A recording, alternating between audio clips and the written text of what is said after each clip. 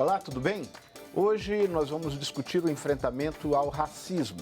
O Brasil foi o último país das Américas a abolir formalmente a escravidão. Infelizmente, 13 décadas depois, muitos efeitos dessa subordinação ainda persistem na sociedade brasileira. Neste cenário, fica a pergunta: como trabalhar políticas de reconhecimento de justiça, de desenvolvimento e igualdade de direitos?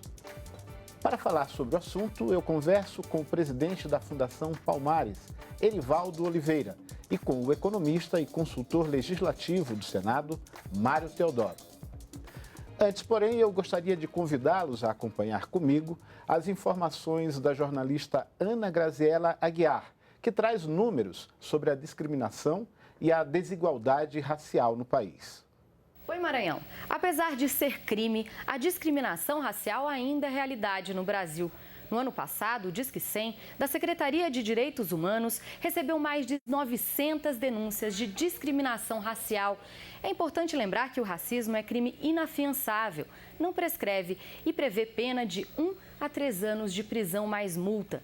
E além de tipificar o racismo como crime, o Brasil também prevê pena para quem comete injúria racial, que é quando alguém usa palavras ofensivas contra uma outra pessoa por causa de sua raça ou cor. De acordo com os números apresentados recentemente pela PNAD, dos mais de 200 milhões de brasileiros, quase 17 milhões se autodeclaram pretos. Embora a população negra represente mais de 8% dos brasileiros, a igualdade de direitos em relação aos brancos ainda é realidade distante.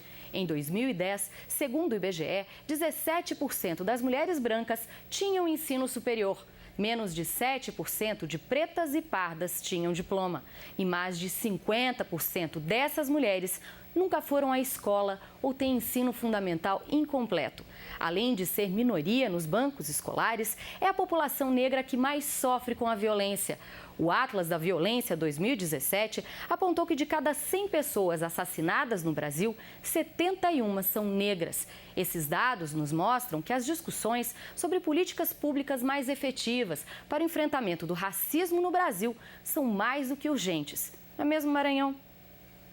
Ana, muito obrigado. Erivaldo, eu queria saber se isso que a Ana diz é de fato uma realidade. A questão da igualdade racial é uma realidade distante no país? Muito distante. Até hoje, nós vivemos o dia seguinte do 13 de maio. Né? O Brasil evoluiu muito pouco do dia 13 de maio de 1888 até o dia 13 de maio de 2018. Ora, nós temos uma baixa participação. O racismo, ele é institucionalizado. Nós falamos que somos 54% da população brasileira, mas não somos 54% em nada. Não somos 54% nas universidades, não somos 54% nas esplanadas dos ministérios, não somos 54% nos tribunais e até nas empresas públicas e privadas. Né? O racismo, ele perdura esse tempo todo porque o Brasil ele foi injusto. O Brasil, a Lei Áurea, né, a famosa Lei Áurea, ela só tinha 2 artigos. Né? O artigo 1º dizia que estava abolida a escravidão no Brasil, o artigo 2º que revogava todas as disposições em contrário. E o dia seguinte? E a terra, que até hoje a gente luta? Né? E os direitos dessa população que foi escravizada durante 3 séculos. E nós estamos com mais 130 anos buscando esses direitos. O racismo também, ele é fruto da desinformação, ele é fruto da ignorância. Eu queria aproveitar essa deixa sua e perguntar ao Mário, qual é o papel da educação nessa luta por uma sociedade mais igualitária? Fundamental, né? Fundamental. Erivaldo mesmo está colocando aqui algumas coisas que são importantes. Né? A educação é importante, a educação como política pública inclusiva, né? E que dentro da própria educação, e aí a Fundação Palmares tem tido um papel muito importante na luta pela efetivação da Lei 10.639 e 8.645, que são as 2 leis que trazem para dentro do currículo escolar a valorização da história do negro dentro da história brasileira, a valorização do papel do negro nessa história. Então, são esse tipo de iniciativas, esses tipos de iniciativas que vão fazer com que a educação, além de ser uma educação para todos, uma educação que valorize a questão racial e o negro, como forma de você mitigar ou acabar com essa visão racial, essa visão racista que até hoje coloca o negro em segundo plano e que se reflete nesse quadro que Erivaldo mostra para a gente, traz para a gente aqui, da subrepresentação dos negros nos lugares sociais positivos, mas nos lugares sociais negativos, nos presídios, na população muito pobre ou miserável, nós somos sobre-representados. Agora, quando a gente fala em educação, é impossível a gente não imaginar dois cenários, o das escolas particulares e das escolas públicas. Isso. Qual é o seu raciocínio sobre isso? Eu tenho falado muito sobre isso. Quando eu assumi a Palmares, a primeira coisa, porque a Lei 10.639, que o professor citou, ela tem 15 anos. É de 9 de janeiro de 2003. E até hoje ela não saiu do papel efetivamente. Então nós estamos levando um livro, que é um livro chamado O que você sabe sobre a África, nós estamos distribuindo pelo Brasil inteiro e levando as escolas públicas, as escolas privadas ou as escolas quilombolas, e não podemos esquecer das escolas privadas, porque é lá que nasce o racismo. É lá que o racismo se prolifera na sua versão mais perversa. E é lá também que eu formo os grandes mandatários desse país e eles precisam entender a história dos nossos heróis e heroínas. Nós temos que contar outra história nesses 200 anos de independência do Brasil. Nós temos que contar outras histórias. A história dos grandes negros que fizeram muito pelo Brasil. Pensando nesse aspecto, Mário, eu queria saber de você o seguinte: esse conjunto negro, pobre e desempregado tem um reflexo muito intenso na perspectiva de vida dessa população. Tá? Sem dúvida, né? Até a polícia chama do kitpeba, né? O kitpeba é justamente a figura do jovem negro, né, desempregado e que se veste de uma maneira muito especial, de bermuda, etc. E esse fala uma linguagem diferente. Fala uma linguagem diferente. Então, esse é o alvo inicial de uma abordagem policial. E a gente pode fazer essa analogia da polícia com o próprio Estado, né? Na medida que as políticas públicas não chegam às populações negras da mesma forma que chega para os bairros mais nobres de classe média alta, onde se concentra a população branca. Então, na verdade, o que nós temos é um conjunto de ações do Estado, seja no nível da ação policial ou mesmo estendendo para o nível da educação, da saúde, etc., que faz com que nós tenhamos serviços de pelo menos duas qualidades. Uma qualidade muito boa, direcionada para os bairros mais ricos, e uma qualidade terrível, muito ruim, para os bairros mais pobres, nas periferias, onde habita a maioria da população negra. O desafio, então, é vencer esse distanciamento. Sem dúvida. Veja bem, nós temos um produto que nós criamos na Palmares chamado Estado, Racismo e Violências. E a gente faz esses seminários até para policiais, né? Para os policiais saber fazer essa abordagem, porque existe o kit, existe um protocolo de abordagem, da abordagem do suspeito. E o racismo ele é tão perverso, o racismo adoece. E a gente tem levado isso para as comunidades. O racismo torna sua baixa autoestima. Então, a gente precisa levar conhecimento para as pessoas, porque o racismo é fruto desse desconhecimento, a intolerância é fruto desse desconhecimento. Você não tem nenhum preconceito contra o Império Romano, o Império Grego, porque você estudou. Erivaldo, eu queria convidá-los agora a ver o depoimento da apresentadora do Repórter Brasil Manhã, Luciana Barreto. Ela recebeu este mês o prêmio Sim à Igualdade Racial, que é conferido pelo Instituto Identidades Brasil às pessoas que se destacam na luta por esta causa no país.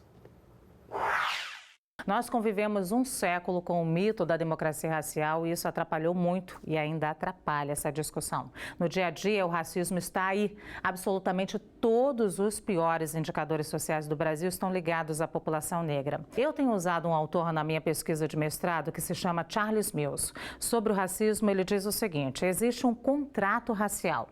Neste contrato, todo branco, independente da sua vontade, é beneficiado pelo racismo. Ou seja, você não vai conseguir evitar de ser privilegiado quando ocupar uma vaga de emprego em que um negro foi preterido por conta do racismo. Mas nem todo branco concorda com esse contrato. Nem todo branco precisa assinar este contrato. E o que nós precisamos hoje é que essa pessoa que reconhece o seu privilégio, mas não concorda com ele, se engaje na luta antirracista. Não como um protagonista, que é a vítima direta desse sistema, mas como um colaborador da luta antirracista. Erivaldo, esse contrato a que a Luciana se refere, ele prevalece no país como um todo ou ele tem áreas do país onde ele é mais evidente? Ele prevalece, porque as pessoas, eu costumo dizer que todo mundo se acha afrodescendente, né? Afrodescendente e quase todos no Brasil são. Agora, quem sofre o racismo é a tez, é a cor da pele. Né? Não adianta você falar apenas que você é afrodescendente quando vamos fazer um exercício aqui perverso, né? Se voltasse à escravidão, você não seria negro. Né? Então a gente precisa, e eu costumo dizer que o combate ao racismo não vai se dar só pelos negros. É pelos brancos que também não concordam. O pastor Martin Luther King não fez o levante nos Estados Unidos só com os negros. Eram aqueles também que não concordavam com aqueles privilégios dos brancos. Então a gente precisa levantar a todos. A luta não é só nossa, porque o racismo não é um problema nosso. O racismo é de quem os tem. Né? E para ter, a gente tem que chamar para a nossa causa. Né? Independente de sua cor, você tem que vir para a causa, lutar contra determinados privilégios, contra determinados... Porque é fácil você entrar na universidade pelas cotas, né? Ah, eu sou afrodescendente, mas não é ele que sofre o preconceito. Nós reativamos um convênio que nós tínhamos com o Instituto Rio Branco, que é para a formação de diplomatas, e essa discussão é muito acalorada lá, porque aparece lá muita gente de tez branca, de pele branca, mas são afrodescendentes. E aí fica a grande discussão, e tem grandes discussões lá no Instituto Rio Branco por conta disso. Você falou em cotas, o Mário foi professor da UNB durante um bom tempo. Qual é o teu raciocínio a respeito das cotas? Eu acho que as cotas são uma das raras políticas públicas que confrontam esse status quo da sociedade brasileira,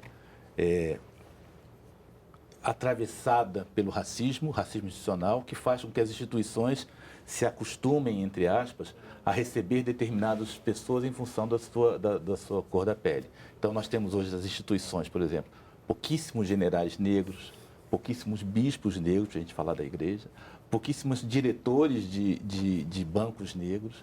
E as cotas, elas vêm gerar o estereótipo de que só quem pode fazer um bom ensino superior é a elite, filha dos diretores dos dirigentes. Então, essa cota, ela quebra, ela tem o condão de quebrar esse círculo vicioso, né, dos lugares sociais determinados pela questão racial. E desde a instituição do sistema de cotas no país, a gente consegue ter um parâmetro para dizer, olha, ela funciona na prática?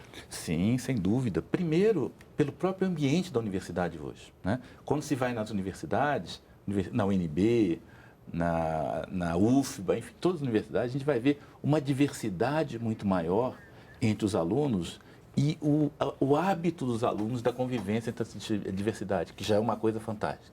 O segundo é que já começam a sair as primeiras gerações de formandos, cotistas, e aí eu lembro, ninguém sai por cotas. Você pode entrar por cotas, mas você vai sair se você cumprir todos os requisitos. Então, eu acho que é um discurso muito ruim esse de que quem saiu por cotas, ninguém sai por cotas. Então você tem hoje já um conjunto de indivíduos negros e negras que saíram por cotas e que vão mudar a cara dessa elite intelectual do Brasil. Olha, nós vamos chamar um rápido intervalo e daqui a pouco a gente volta com mais informações sobre esse assunto.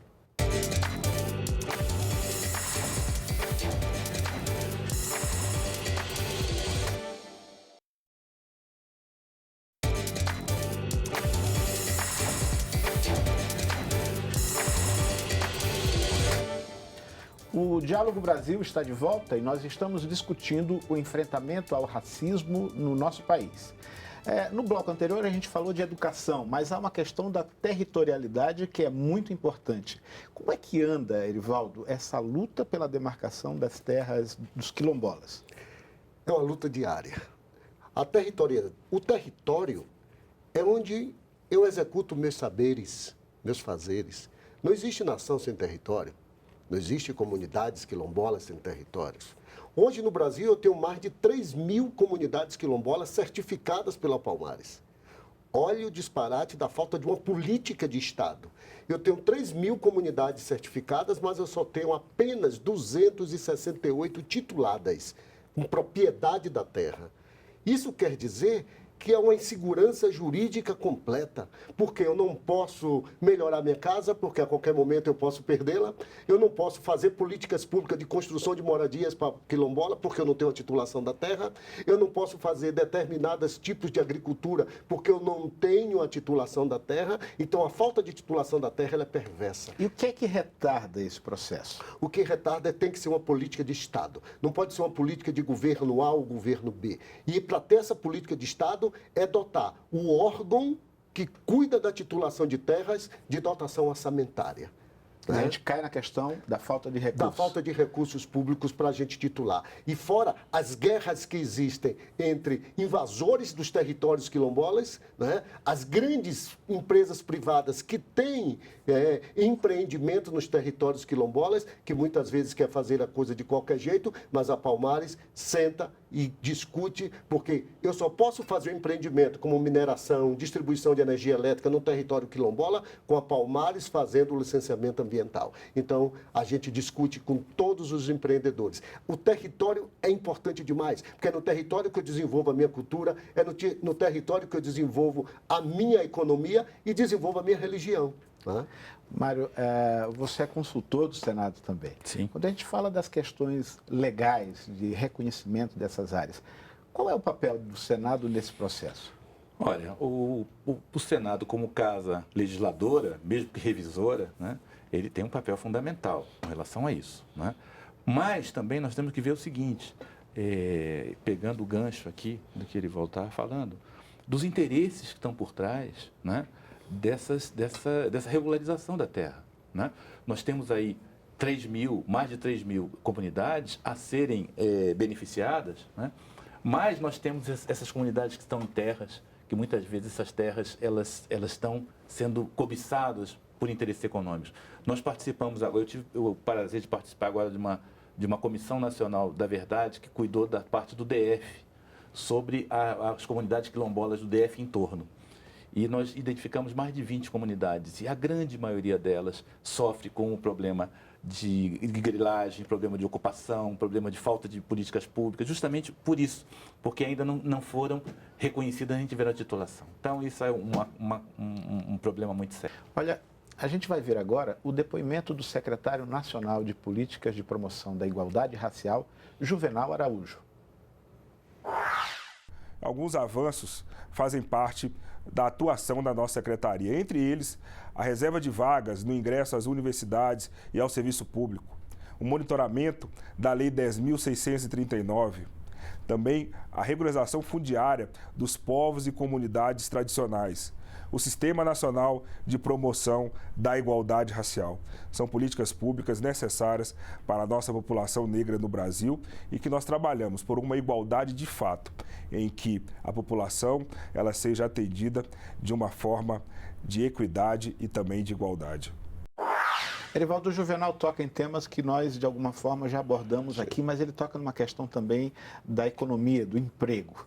Essa situação ela é preocupante também no espaço de trabalho da população negra no Brasil? Sim, principalmente nas comunidades quilombolas, porque não se tinha um diagnóstico da vocação econômica das comunidades quilombolas. Porque muitas vezes as comunidades quilombolas não querem se deslocar para a cidade para trabalhar no emprego formal, ela quer desenvolver a sua produção agrícola. Nós temos comunidade quilombola que vive de agricultura, de pecuária, nós temos comunidade quilombola que vive da cultura, né? Então nós precisamos identificar. A questão do emprego, ela é essencial no Brasil, porque o que nós observamos é que existem poucos negros no grande mercado de trabalho. Você entra num determinado banco, você não vê quase negros, né? Você entra em determinadas empresas, você não vê negros. Então, a gente precisa, primeiro, qualificar o nosso povo, qualificar as comunidades quilombolas, qualificar os negros da periferia das grandes cidades que estão sendo mortos antes de 20 anos. Nós precisamos cada vez mais mudar essa estrutura. Eu me lembro que no período da abolição da escravatura, foi feita uma lei, olha se nós estamos distante disso, foi feita uma lei proibindo a vadiagem no país. Ora, um negro que saiu da escravidão, não tinha emprego formal, não tinha nada, e foi colocado uma lei no Senado Federal dizendo que os negros que forem pegos perambulando pela rua seria preso. E será que a gente não vive isso hoje? Eu parando, selecionando quem eu paro numa blitz, selecionando como é a abordagem no Você tem a reprodução de um modelo que se perpetua. Então, há 130 anos, a gente ainda vive isso hoje. Agora, essas questões, Mário, elas deverão pautar também os debates na 4ª Conferência Nacional da Promoção da Igualdade Racial, né? Sim, sem dúvida. Uma das conferências mais importantes que eu vejo, né? Porque após a Constituinte, nós tivemos essa prática das conferências de várias áreas. E a Conferência da Igualdade Racial é importante porque ela cuida de uma questão que é central para o entendimento da desigualdade no Brasil, que é justamente o enfrentamento do racismo. É o único lugar onde nós estamos discutindo o racismo, que é essa ideologia que naturaliza a desigualdade, né? Naturaliza o fato de que você tem milhões de pessoas morando no lixão, porque essa maioria é negra.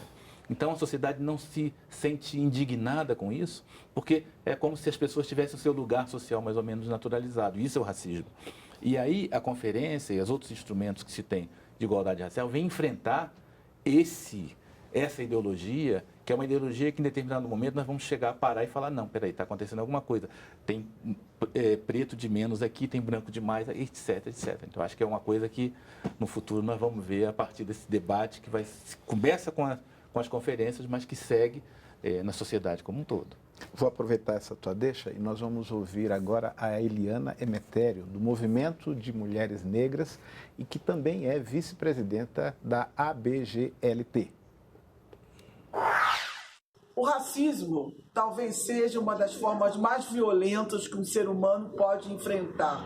Você tem total falta de direitos por ser negro, você tem toda a discriminação, você tem uma cultura de embranquecimento da sociedade, você tem o colorismo, enfim, né? A cada dia surge um novo mecanismo de excluir as pessoas negras por conta do racismo. Muitos de nós éramos gays, lésbicas, travestis, transexuais, bissexuais, né? Negros e negras.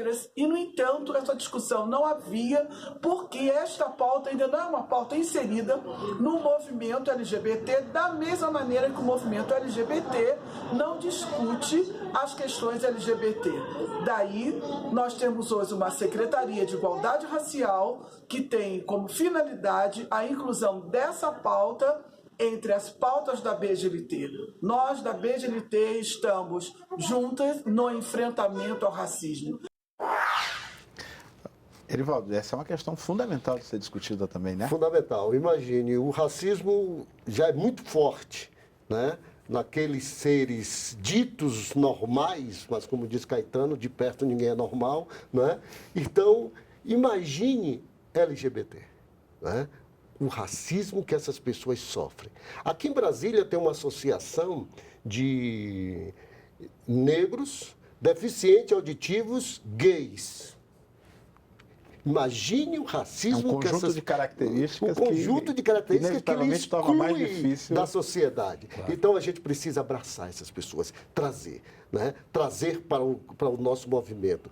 Defender a sua causa com unhas e dentes. Defender o seu direito de fazer sua opção, seja sexual, religiosa, né? Porque cada um tem o direito a fazer a opção da sua religião, da sua opção sexual. O que não pode é essa falta de respeito, é essa intolerância absoluta, né? Essas pessoas que têm essa opção no país, elas sofrem muito mais. Você né? falava agora há pouco sobre a questão da religião e há um levantamento recente sobre os terreiros aqui no Distrito Federal. Sim, nós lançamos aqui no Distrito Federal, com a parceria com a UNB, né, nós lançamos um mapeamento dos terreiros do Distrito Federal. Isso me incomodou porque quando eu assumi a Palmares, eu fui ler o censo de Brasília e tinha lá que Brasília tinha 20 terreiros. Eu disse, não pode ser. Então, conseguimos uma emenda e vamos mapear o terreiro.